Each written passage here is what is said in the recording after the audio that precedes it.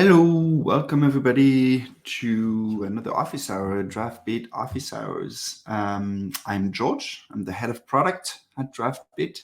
Draftbit is a tool that lets you build an iOS and an Android app without having to code. So it's a no-code tool. Let's see, we do 2 office hours every week, one on Tuesday with Rahul and Dave, my amazing coworkers. And the Thursday one is me, usually. Might have missed a couple over the years, but usually it's me. And what we typically do is we take questions live. So if you have a question, there is Ask a Question button right underneath the screen. Use that to ask a question. I'm going to answer it live. In the absence of question, we go to our community.draftbit.com website, where that's our community site where everybody can ask questions at any time during the week and weekend. And we try to do a really good job answering as quickly as we can. And if we don't get to it, I have an opportunity to answer those questions live on Thursday.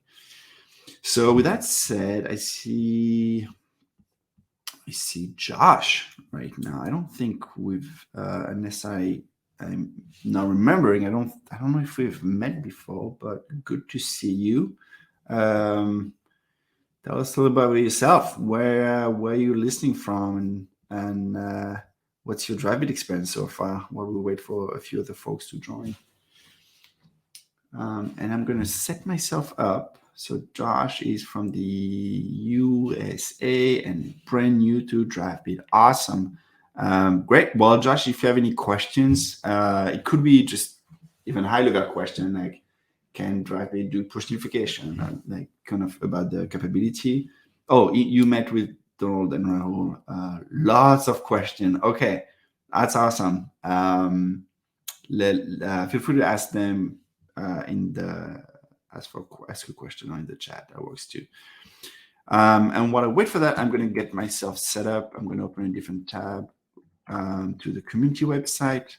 Oh my God, you guys! It looks like circle down. Circle. I don't know if I've ever seen circle being down. So circle is I'll share my screen. We'll do it live. We're not afraid of anything being down at Draftbit. Share screen, window, this is it. Okay, so look at this, folks. Something's happening to a community website. It doesn't seem to work. Now I'm wondering, is it Circle? Circle is the software we use, circle.so, for a community site. It seems to be working. The marketing website seems okay. Let me try to see if I try someone else. I know Xano use Circle as well. Oh yeah, this is down too. So maybe there is something going on with Circle. What about Circle? Don't they have one? Oh, it's SO. Oh yeah, look at that. Something is down. Of nothing to notice though. Why don't we have a nice error message like they do? That should be something we should look into. Anyway, so I might not be able to until it gets back online. You know what I'm going to do? If you guys will indulge me, give me 1 second. I'm going to let my team know. 1 sec. We have amazing engineers, very responsive engineer. I'm going to let them know. And 1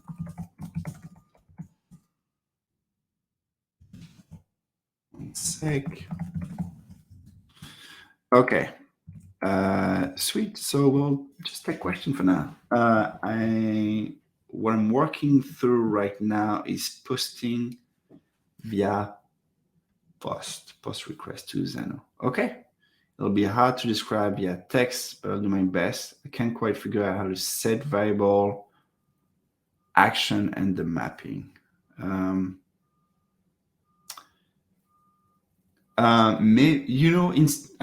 If it helps, instead of telling me the issue you're running into, do you want to try to tell me a little bit more about the thing you're trying to achieve, and maybe I can do it on my end, build it on my end, and I might indirectly answer your question. And while I just said that, I noticed like Ray joined. Ray, this I've seen you before. This is not your first office hour. Is that correct? Yeah, I think we've done a couple of stuff before. Right. Yeah, I remember correctly. Sweet. So I'm gonna get. Oh, let me hide that. Okay, I'm gonna get started with Josh. Josh. Use case, and we'll see if we can tweak it as we go based on his feedback. So this is my dashboard. Okay, Josh said the user submits 2 separate input fields. This data should then be sent to Xano. Okay, like a username and a password. Okay, note 1, note 2. Okay, sweet. Is it authenticated? Do you care for this use case if it's like an authenticated request or if it's just any request? Meaning it's not auth right now, but it will. Okay. So essentially you want to send 2 input text to Xano, receive that, put it in a database, I assume. All right. That's straightforward enough. We can do that.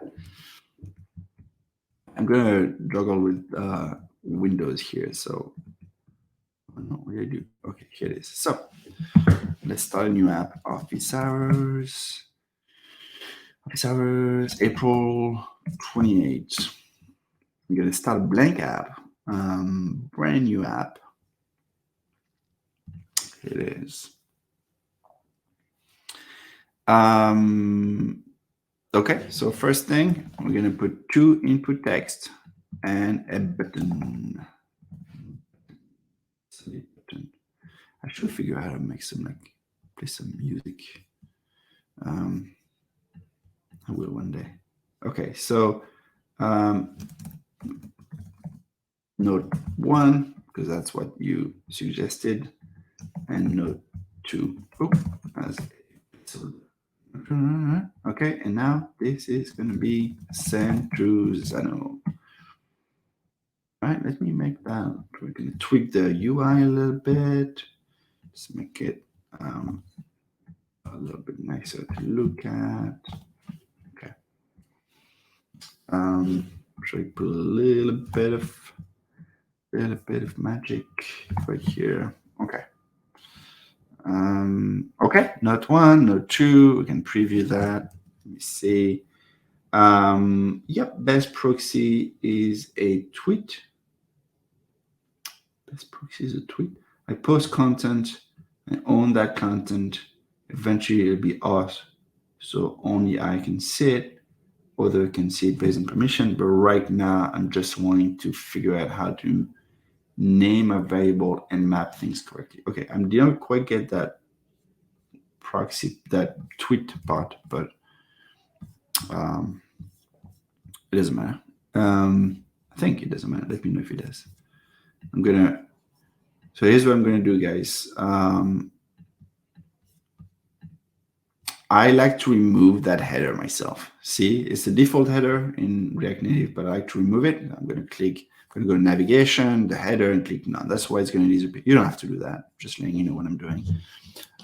So now I've got 2 text input. And if I look at the data tab of that text input, that first text input, you see I have already a built-in variable that's called text input value and text input value 2. We did that for you when you added the component. You could redo it yourself, but we try to simplify your life. So you can always go to the variable model and see what variable we've created for you. So this is for the app variable, this is for the device variable, and the one we care about in this case is the screen variable. So we've created 2 screen variables for you, text input and text input 2. We can even put a default value. I'm going to make this one foo and make this one bar. Okay, here it is. I'm going to close this. And now, see, instead of that default text, I can see foo and bar. So if I preview it, I'll see foo and bar, and I can remove it and goes back to my placeholder. So essentially what I've done here is connected the component to a data source, right? And in my case, I picked a screen variable, but I could have picked something that I get from a fetch, from a database. If I wanted to pre-populate a username here, for example, I would get it from a fetch, and I would use that as a data source. Okay, makes sense so far? I'm going to keep going. I'm just making sure everything makes sense. I should clarify. One of my input is a text area. Okay, let's do a text area just to make sure it's not acting any differently. I'm going to put a text area right above the button. Here we go. We're going to put a little bit of margin. How's everybody doing, by the way? I feel like I rushed into the live stream. Aman. Ooh, Aman, hey. Good to see you, Aman. Thank you for being here. Straight to the action works for me. I'm going to try to not read too much into it, Ray, and that usually I'm taking too long to get to the action. All right, so text area is, we've also created a screen variable that is now called text area variable. Now, I'm going to show you an example. If I wanted, for example, the second text area, if I did not want to use the one that was already created, I want to do it from scratch. So I'm going to remove this connection. Oh, no. Okay. So now the text input 2 is not connecting to anything, right? So if I preview it, it's not going to show me that bar variable. And I can actually take it one step further and delete it entirely here. So text input here, I'm going to delete this one just so we make sure it's not used. Okay, so now I have a screen variable for the text input and the text area, but not that second text input. And if I want to create a new one, I come here and I can either, I can do two things. I can give it just a default value. So it doesn't have to be connected to another data source. It can just be like 42. Sorry, not what I meant to do. Cancel. Okay.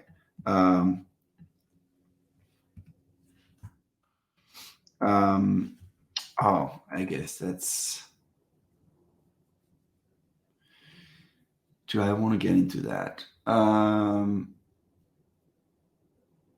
won't get into that because I think I'm going to make it more complicated. So let's just say I want to create a brand new screen variable from scratch. I can do it directly from here, or I can even do it here from the menu. So I'm going to do it from here because we haven't done it from here yet. So I'm going to add a variable. I'm going to call it YOLO. It's going to be a string, and it's going to say, why not? That's it. That's my string.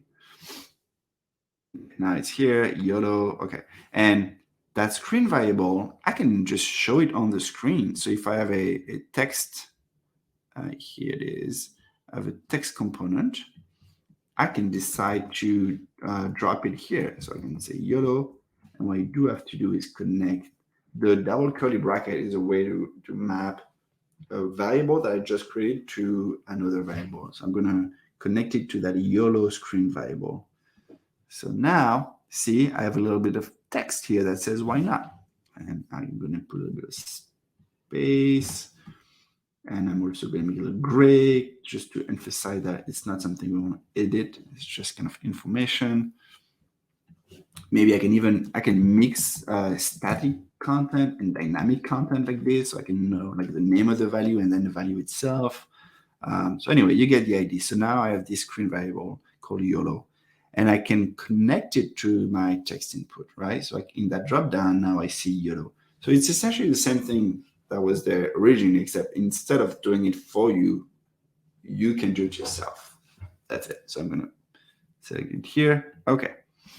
We're pretty much done. So, I'm going to do one more thing. I'm going to do another kind of debug text at the bottom, so we all see what the status of each variable is at any given time. You don't have to do that, but that's the point of a debug thing, just to make sure. Yeah. So debug, we're gonna make it. Let's make it red, just so we all look at it. Okay. So what do I want to see? I want to see my note 1. It's going to be something note 1. And then my node 2 is going to be something.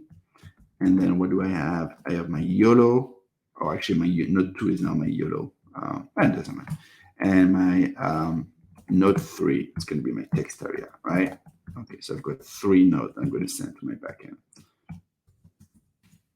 Okay, did I miss? Okay, all good. So node 1 is going to be text input. Node 2 is going to be that YOLO, and node 3 is going to be the text area. Okay, so see, now I'm going to preview this. And as I'm changing the variable that is connected to the component, I can see in my debug that everything changes as well. So not only here, but here as well. That's my YOLO, and this is my text area. Okay, does it make sense so far? Let me go back to the screen, make sure everybody's following. Hey, Joe, it's been a while. I want to drop a hand. Thank you, man. Yes, this is what I was wondering in particular. Naming, establishing 3 variables. Yes, make it complicated. That's helpful. Making sense so far. Okay, so yeah, anytime you drop something, use the one we do for you, or create a new screen variable if you prefer. Note that I don't know if I can think of a good use case for it, but you're also welcome to use the other variable. So we only talked about screen variable, which is most likely the one you're going to use when you're dealing with components like text input. But we also have app variable and device variable. You probably won't want to interact with those as much, but app variable is typically your API token. So, if you connect to Airtable, they're going to give you an API token for your requests. That's where you're going to save it. Device variable is used as a slightly different use case. It's mostly used for like an authentication token for one of your user. So like if your user, when they use your app that you're building in Draftbit, authenticate with your backend, you give them an auth token, then you're going to save that token in a device variable. The key feature of a device variable is when the user close the app and reopen it, the device variable is still there with the still same value, where an app variable is going to be reset to whatever it was you've defined here. So that's why app variable is good for like API token or API keys that don't change. And device variable are useful to like remember things about your users, typically an auth token. So they don't have to like re-log in and re-sign up every time. Hopefully that makes sense. Okay, so with this, now what we need to do is send it all. So we're going to send it to Xano. So let me head to Xano. I guess you can see my screen. You can log in. I'm going to, oh, geez. Okay. My master password is a little, okay. Third time is a charm. And it was. Look at that. Okay. Hey, while that thing's load, let me see. Is the community site back up? Oh, looks like it. Sweet. So once we're done with that, we might go back to community questions. Okay, so this is my Draftbit instance. We're going to go to miscellaneous, just create whatever endpoint.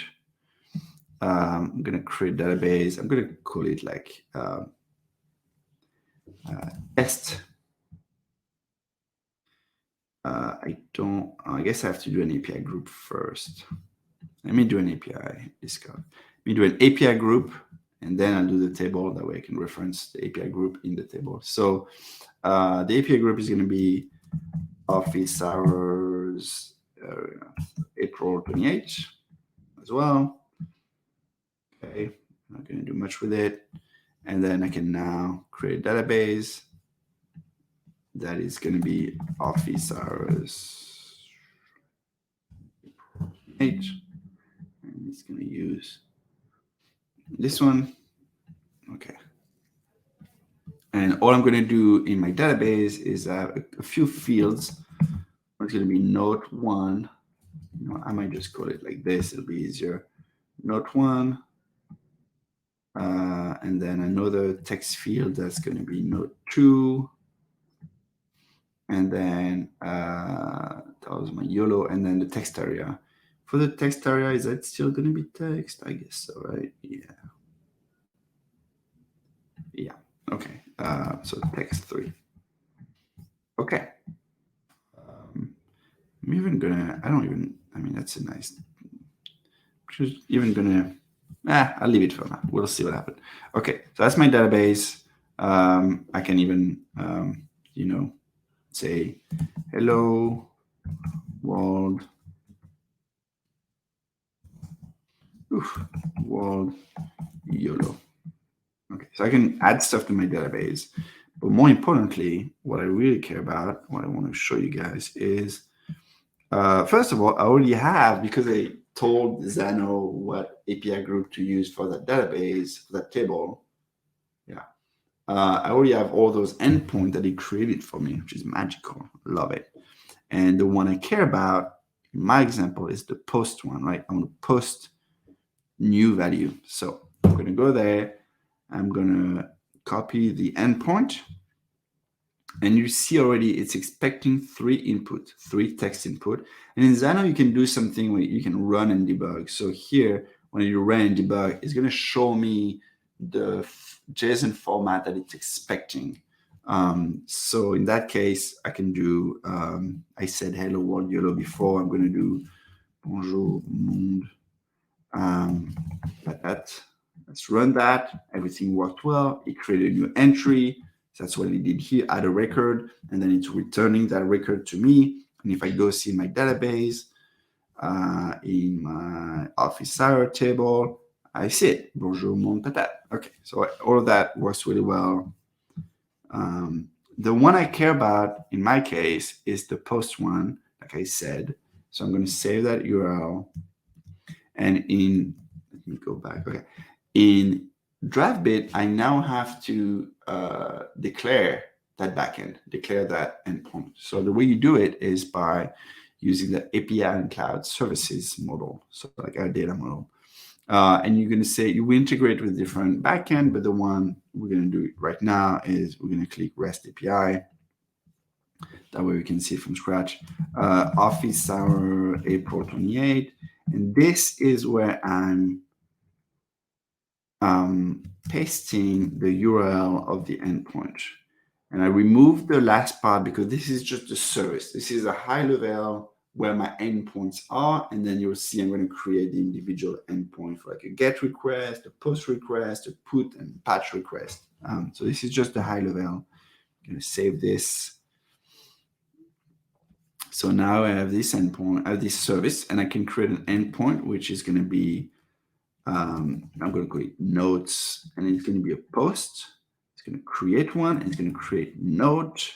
I won't go into too much detail on what object type is, but if you're curious, ask me, happy to answer. And this is a specific endpoint to add the note. Should have really called the table notes as opposed to officer, but hopefully you get the idea. Now the body, as we saw here when we debugged it, this is what it's going to look like. I can try like this. Hola mundo. How do you spell mundo in Spanish?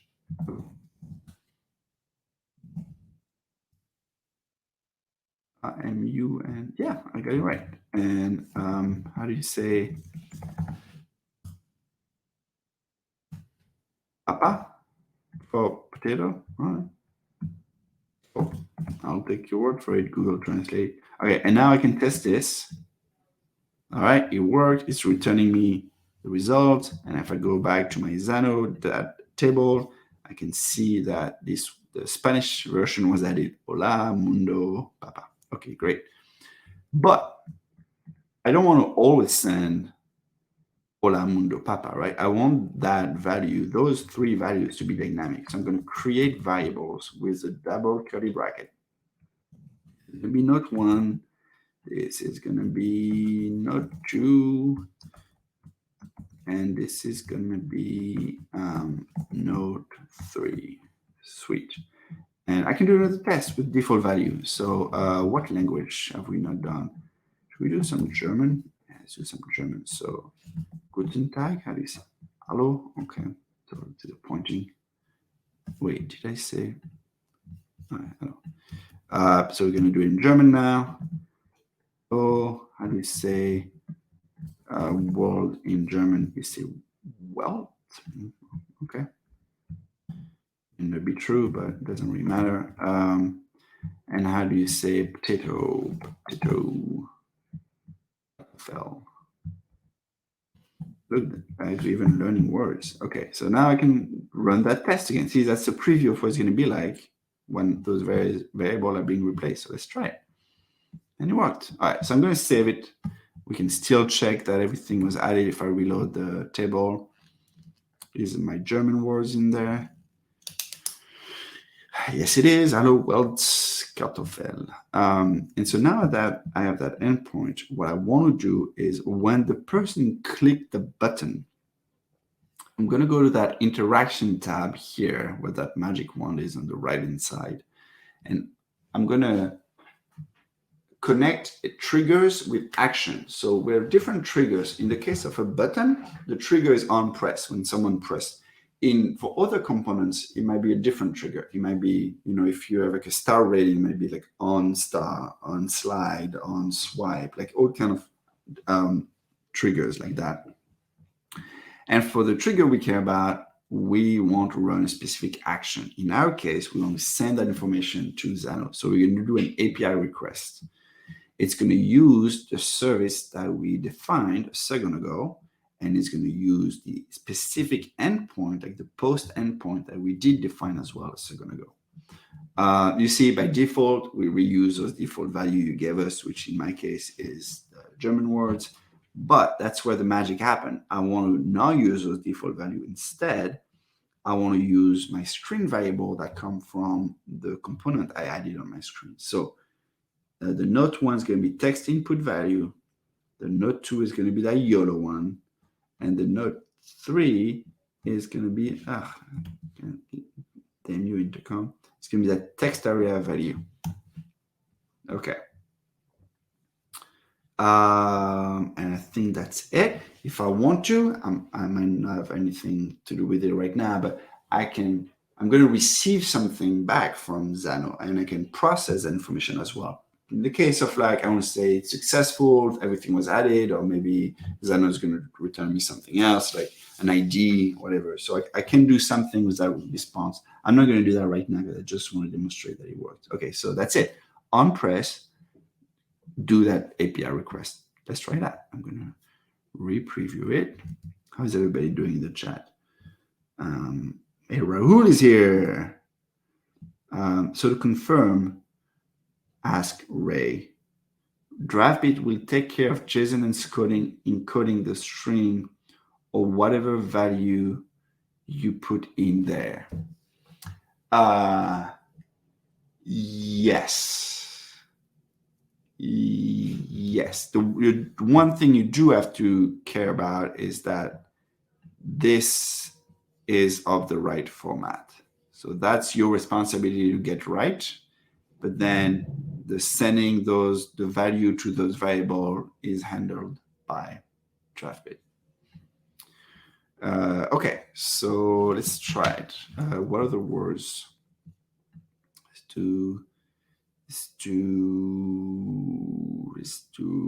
what should we do?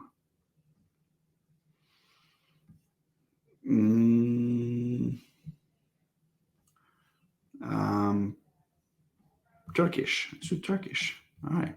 Hello. Haba. Okay. So that's my hello. And then world. Dunia. I don't know how to pronounce that. It's going to be here. And then my potato. Oh. Potato. That. Just like in French. Okay, I'll take your word for it. Okay, so here it is. So you can see, locally, everything has been properly set to the right value. And now I'm going to send it. Let me show you that this is the state of my database before I send it. So the last entry in there was the German words. And I'm going to click send to Xano. I didn't do anything else than sending it. That's why there's no confirmation message, or I'm not going to another screen. So it's a little anticlimactic right now. Just click the button.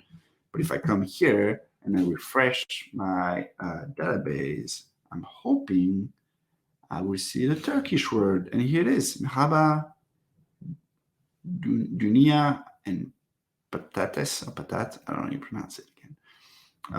And that's essentially it. Let's see. I posted a few things as question 2. Okay.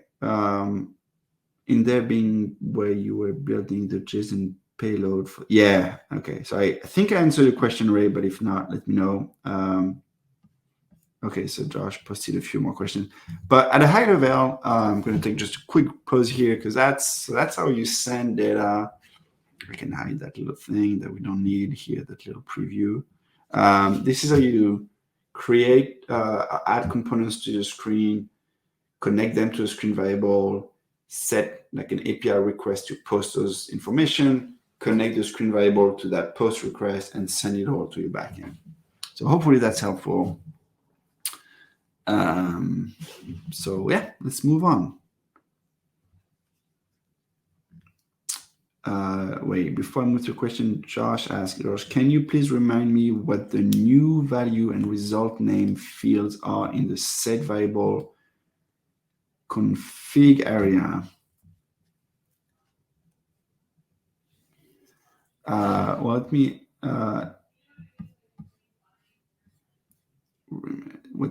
so I'm not sure if are you talking about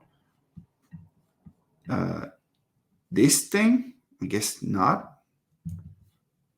Or are you talking about when I have my API request action, this thing result name? I guess not. Because the result name is here. So is that what you're talking about? The action one? With the new value, okay, text input. Okay, let's do that. So text input. Okay, I think I know what I mean. Okay, so on, for example, here on the text input, when someone's changing the text, I can set the variable to, so I tell it which variable I want to save and to what I want to save it. Because we've established the connection between the screen variable and the text component, the text input, you see that there's already an action there that was added for you on the first text component as well as the second one and third one. And what this does is when the text changed on change text, is going to update the text input value, which is a screen variable that I've defined, to a new value, which is going to be what the text has been changed to. That makes sense? So this is, yeah, that's why it's an action data. It's a little bit, I think now I know what you mean. Yeah. Let me check something. Is that available? So if I want to redo it myself, so text input, yeah. So by default, you have access to those action data, which is action that are specific to that data. In this case, the one we make available to you is what the new text is. You know something has changed because that was a trigger, and we're going to give you the new text. And you can decide to do whatever you want with that new text. In this case, you want to set it to your screen variable so you can use later to post to Xano. So that's what that thing is. So new value is going to be what you want the screen variable to be set to. And by the way, it could be, I mean, I can't think of a use case for this, but you could put whatever you want with it. So you could put 42. So when the user on change, we're going to change the text input value to 42. So it's going to look very odd, but see, now as I changed it, it moved to 42. And now every time I try to add some text, I'm tapping on my keyboard now, it goes back to always 42, which makes no sense. But that kind of illustrates what you can do with it. So hopefully that answers the question. I'm going to remove it now, so I'm not too confused. Does that address your question? Yeah, no, I agree. I see now the confusion. The new prefix is a little confusing. I don't know if you know the code, but sometimes it's interesting / fun to look what's happening under the hood. So in this case, see, that's your first text input right here. And like unchanged data is getting a parameter that is called new text input. And so that's essentially the value that we're making available to you. And so it's up to you to put it as the parameter for that new for the screen variable, or put anything else you want. But essentially, we're surfacing that variable to you in the UI. That's what it is. Okay. All right. I'm going to take a couple of questions. I think that you have more questions to ask for help. So we're going to take them one by one. That's what we're here for. Let's see. I say hi to everybody. I think so. Hi, Rahul. Okay. I did have a question about object type. Does it need to map to anything in my database, or can I call it whatever I like? Great question. So I skipped over that a little quickly, but if you guys remember, when we set the endpoint, we created a post request at the method. It can be get, post, put, patch, delete. Pretty straight. Get is you retrieve stuff. Post is you send stuff.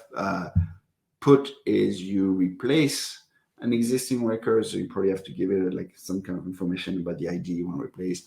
Patch is that you replace, but only partially. You don't replace the whole thing, so you preserve some of the existing information there. And delete, you remove an entire record. So in our case, we use the post. The role and object type. The reason we use role and object type is because under the hood we use React Query. React Query is a library that does a lot of cool stuff when it comes to retrieving and sending data.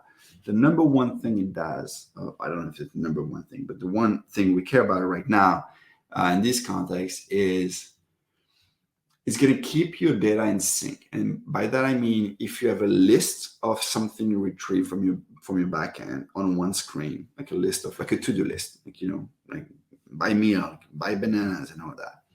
And then, so that's going to be a get endpoint. You're going to retrieve. And so it's going to be a get method. The role is going to be get many if you want to get them all. Or if you want to just get one, you do the get one. But that's the idea for you getting everything. If somewhere else, maybe in a different screen or at the bottom of the screen or for each line, you want to edit a specific entry. So, you made a typo, you type banana with 2N or whatever it is, and you want to change that. So you're going to do, you're going to do either put or patch request, and you're going to make your change. And React Query makes sure that your original list is going to be up to date as soon as you do it. So let's say you have your list of stuff, and then you have a form at the bottom to like add a new item to your list. You're going to do it. As you click add, not only you're going to tell your backend I'm adding something, but your list is going to be updated right away, because it's going to know, oh, something has changed that affected the type of object that I'm showing in my list. And so I need to refresh myself. And the way it knows that is by using the object type. So if object type for your list is notes, like it's a list of notes, or in our example, you would be like groceries, and the object type of the endpoint to create a new item in your grocery list is also notes, then they'll see, the object type is the same. So when one change, I better make sure that the other ones are in sync. That's how we do a lot of like the synchronization behind the hood. So behind the hood, not behind the hood, under the hood, behind the curtain, under the hood. You know what I mean. You help me out in the chat. Under the hood. Okay. Thank you, Josh. Behind the scene, that works too. Okay, cool. So yeah, as long as you want essentially you want the data that you've retrieved to stay in sync. If they're the same type of data, you have to give them the same name. That name is specific in the context of Draftbit. It doesn't have to match whatever you have in your backend. So you can create whatever in your backend you want, and then in Draftbit, they just have to be the same. So here it's node. Typically, they're gonna be grouped by that object type. So if I do another one, like get notes, it's a get mini. If I give it the same name here, blah blah, I'm not gonna do a real one, although I kind of have to, otherwise it's not gonna save. Give me 1 sec. Just want to show you. So if I were to do the get, oh, I can test that now. This is how I get all my records, so all the words. See, it's grouped now. It's grouped by node. If I had another type of object type, there'll be another row with whatever that object type is. So now when I post something here, that get node is going to be up to date as well because they both share the object type value. Hopefully that answers the question. My DB actually has a field called node, and this is what the user creates.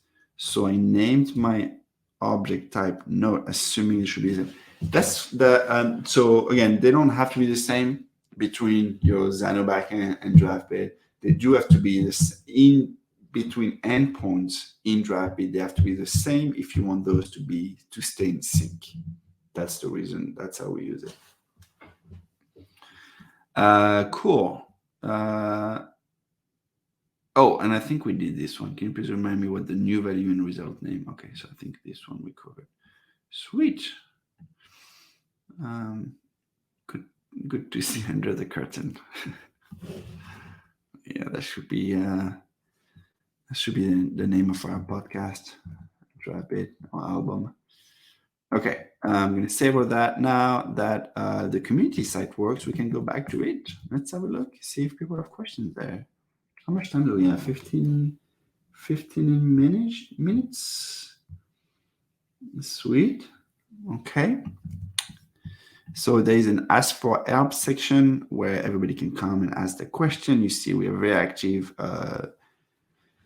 A group of success engineers with Rahul and Dave doing a fantastic job at answering those questions. You see most of them have that like resolve check mark. Some of them don't. So we'll take a look. Oh, this one, it seems to have a lot of answers. So I'm not sure I'm going to add a ton of value there if it's already been covered.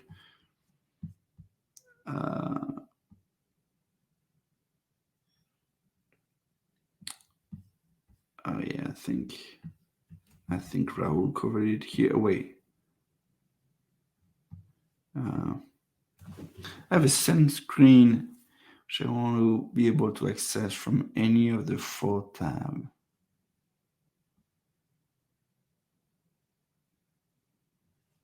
I have a setting button on each tab. For some reason, they don't seem to navigate when I click, nothing happened.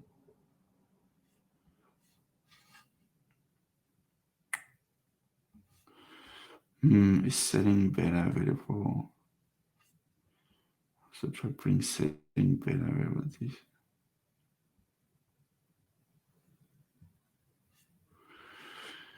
Can you take a look at this? Yeah, since we're deep linking, we don't allow having the same screen under different navigator.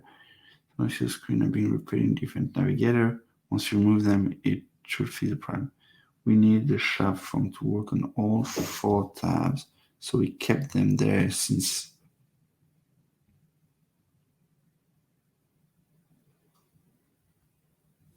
screen for each tab. So I'm going to try to elevate a little bit the ask here. The user has a few tabs. In each tabs, they want the ability to open a like a screen. And so they used to be able to duplicate that screen. They used to be able to duplicate that screen in each of the tab. And so you will only go to that instant of the screen. Now, we'll see when I demo it, but we've removed the ability to duplicate one screen in many navigators. So what you have to do is put your screen somewhere else and navigate to it. Okay, so let's see if we can do that quick. in like 10 minutes.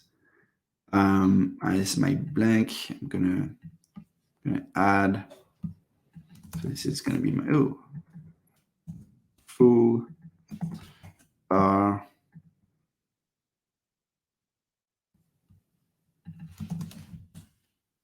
Okay. I'm gonna make a little bit of Baz foo. Put a title essentially. That's how simple it is. Gonna make it very big and bold. I need to select the font. I want to make it bold. Okay. And same thing for the Baz.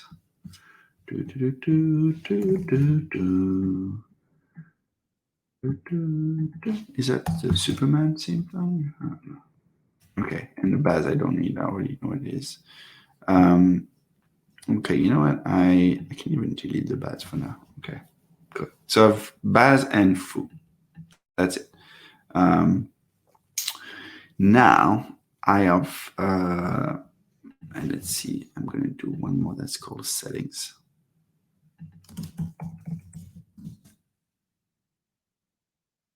Settings is the one that I'm going to want to access in both tabs, right? So let's put a little bit on it. Enter 72. Okay, so now in my navigate action,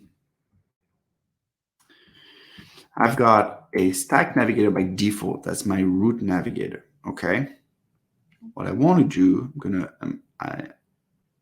I don't know exactly where I'm going with this, so I'm following like a naive approach of what I will do, and we'll see where we get stopped, blocked. So I'm going to add a tab navigator, which is what show up at the bottom of the screen, those little tab that lets you navigate. So in my tab navigator, I'm going to have two tabs. The first one is going to be my foo screen, and the second one is going to be my Baz screen. Okay, so I'm going to configure it to say foo. I'm going to give it a little icon. I don't know. Actually, maybe can I do? Is there like numbers? I guess there is, right? Material. Okay, we're gonna do this. So it's gonna be 1, and my Baz. Maybe a little icon. I'm gonna call it 2. Okay, sweet. So now, that should be good.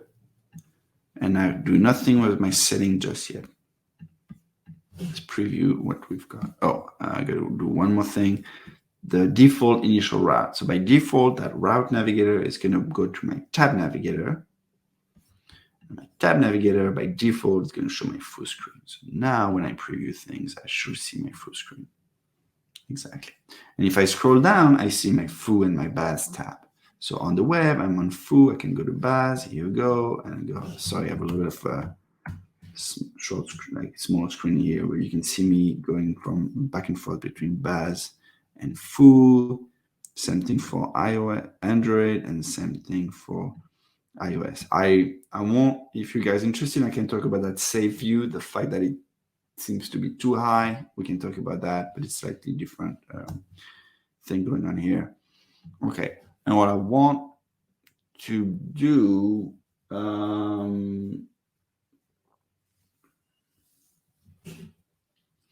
is in my foo, I want to link. Correct me if I'm wrong, but I think what the user is trying to do is they want links to settings, right? And same thing for my Baz. I want to link to settings. Okay. Now, what is that link going to be?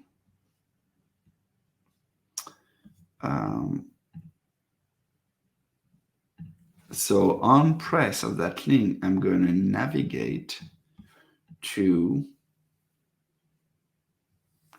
can I just navigate to my settings screen?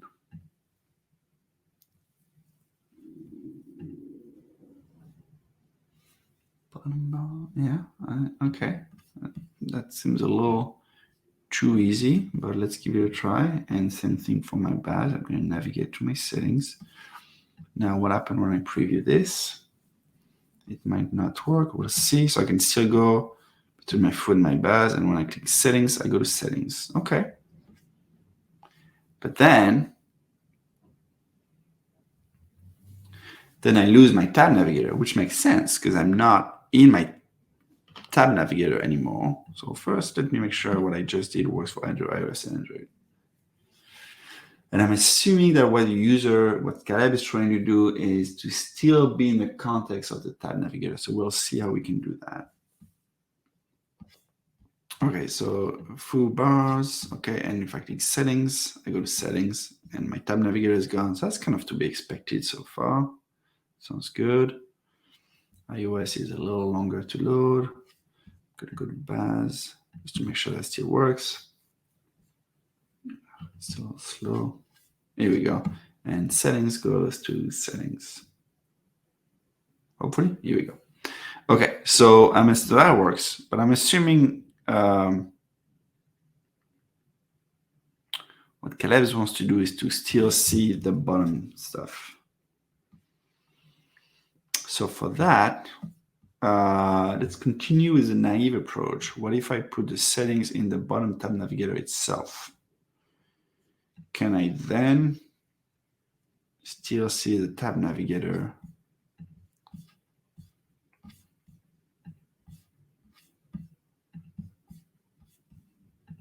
Oh, it's funny. The 2 now goes to, wait, that's an issue. Let me see.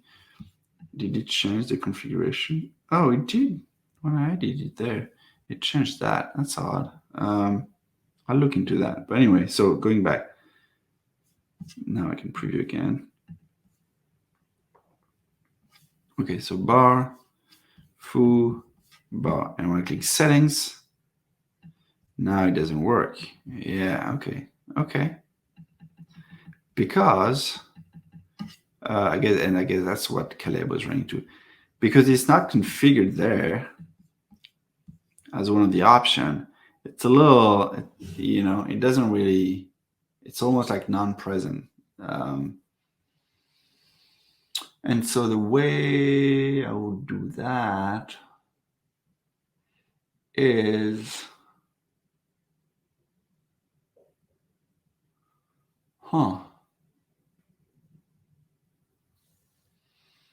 that's interesting.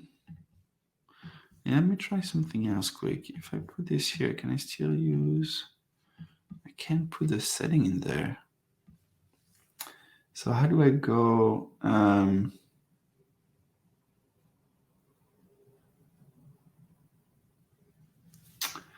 Yeah, so if I still want to be in the tab navigator,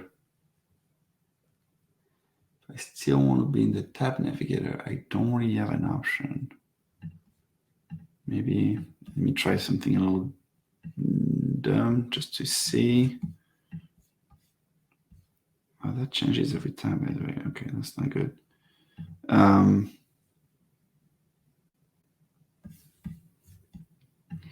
now in my design, the link should go to, oh wait, before I do that, maybe I messed up something before, so I want to test it thoroughly. So, okay, let's make sure it's foo and buzz. Okay, so I got that right. And the link, that's the part I want to make sure I got that right. So it's going to navigate to settings. Oh yeah, maybe bottom tab navigator settings. Yeah, okay. So it's my foo.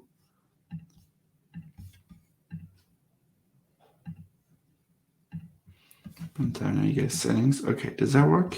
Let's give it a try. I'm not very confident that's going to work, but I kind of want to try it. So baz, okay. Setting. No. Okay, so that doesn't work. Just, okay, one more thing I want to try is what if instead of this, I do settings directly here as a destination, which I think is what I've tried the first time around. So I'm not very optimistic.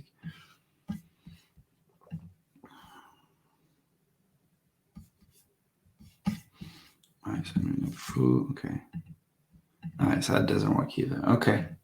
And now I can try that other thing I was going to do, which is to put a stack navigator in there, put my setting in the stack navigator, make sure my configuration here does not change, which it does. That's an issue. So foo bar, and then my stack navigator, and then I need to change my links. I want to see if that works. So my bars, bottom. Yeah, okay, that makes sense. But what I want is a stack navigator to screen. Okay. And this one, same thing. I'm just going to go to my stack navigator with settings. Let's see if that works. Let's see. All right, so foo, baz. No, that doesn't work. Okay. That's tricky though. So because it's not set up here, I can't connect. I can't.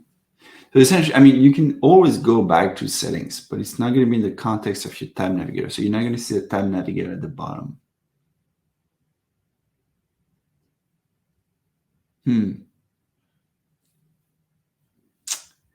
Yeah. Okay. All right. Well, I guess. Thanks, Josh. Have a good one. Josh is saying bye-bye. Can you check if the navigate? Amit asked, can you check if the navigate action link is still configured after changing the use? Yeah, I did check that because you're right. I was getting there. So we do have one bug, which is when I make changes here, like moves things in and out, it does change that configuration. That's one issue. But regardless, because that third screen is undefined here, any link to it doesn't work. So in that sense, settings has to be outside of the bottom navigator, which works, but then you're going to lose the bottom tab navigator kind of look and feel. So this is the best we can do right now, but we're going to look into that a little bit more. Yeah, so what you can do here is full bar and then setting, but then you lost this, and then you can have like an X that are going to take you back to the tab, which works. Yeah. All right. So it's not the best answer, but hopefully that clarifies things a little bit, and I'll bring that to our engineering team and we'll discuss if that needs to be adjusted. Okay, cool. Thank you, Ray. We are at time. So thank you all for coming. Appreciate it. And have a great rest of your day. Bye.